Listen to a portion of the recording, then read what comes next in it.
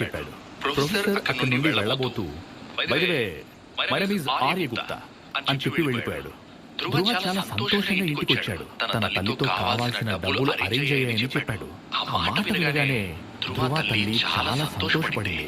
మరొక రోజు కూడా ఉండదేమో అనుకున్న ధ్రువ జీవితంలో మరొక కొత్త సంవత్సరం ప్రారంభమైంది. ధ్రువ ఉదయాన్నే రెడీ అయ్యి ఆర్య గుప్తాని కలవడానికి వెళ్ళాడు. ధ్రువ కార్ దిగి మెయిన్ డోర్ దగ్గరికి రాగానే బిల్డింగ్ లోపల తన ల్యాబ్ లో వర్క్ చేసుకుంటున్న ఆర్య గుప్తకి మెసేజ్ వెళ్ళింది. ప్రొఫెసర్ తన హ్యాండ్ మీద డిస్ప్లే అయిన డిజిటల్ స్క్రీన్ మీద అలో బటన్ టచ్ చేశాడు.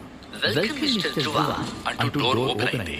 ధ్రువ లోపలికి ఎంటర్ అవగానే ఎటు వెళ్ళాలో చెప్పడానికి వాల్స్ మీద డైరెక్షన్స్ డిస్ప్లే అవుతూ ఉన్నాయి. ధ్రువ వాటిని ఫాలో అవుతూ ఒక పెద్ద ఆడిటోరియం దగ్గరికి వచ్చేసరికి ప్రొఫెసర్ ఆర్య గుప్తా ఏదో ఎక్స్పెరిమెంట్ చేస్తున్నాడు.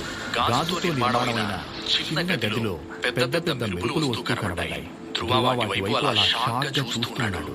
ప్రొఫెసర్ ధ్రువ దగ్గరికి వచ్చి వెల్కమ్ టు మై వరల్డ్ అని అతని భుజం మీద చేసి తన ఆఫీస్ క్యాబిన్ లోకి తీసుకువెళ్ళాడు. ప్రొఫెసర్ ధ్రువ కళ్ళల్లో చూస్తూ స్ట్రైట్ గా పాయింట్ వస్తాను ధ్రువ, నేను నీకు అడిగినంత డబ్బు ఇవ్వాలి అంటే నువ్వు నీ జీవితంలో నుంచి నాకు కొంత సమయాన్ని ఇవ్వాల్సి ఉంటుంది అన్నాడు ప్రొఫెసర్. కాస్త అర్థమయ్యేలా చెప్పండి సార్ అంటూ ప్రొఫెసర్ అడిగాడు ధ్రువ. నిన్ను నా ఎక్స్పెరిమెంట్ లో భాగంగా టెలిపోర్టేషన్ ద్వారా మరో గ్రహానికి పంపిస్తాను. కొన్ని సంవత్సరాల పాటు నువ్వు అక్కడే ఉండి అక్కడ పరిస్థితులు, జీవరాశులు అన్నిటికీ సంబంధించిన ఇన్ఫర్మేషన్ నాకు పంపించాల్సి ఉంటుంది. అక్కడ నువ్వు ఎంత త్వరగా నీ రీసెర్చ్ ని పూర్తి చేయగలిగితే అంత త్వరగా నువ్వు వెనక్కి తిరిగి వచ్చేయచ్చు అంటూ నమ్మకం కలిగేలా చెప్పాడు ప్రొఫెసర్. నేను ఒక్కనే వెళ్లాల్సి ఉంటుంది సార్ అని తన డౌట్ ని అడిగాడు ధ్రువ.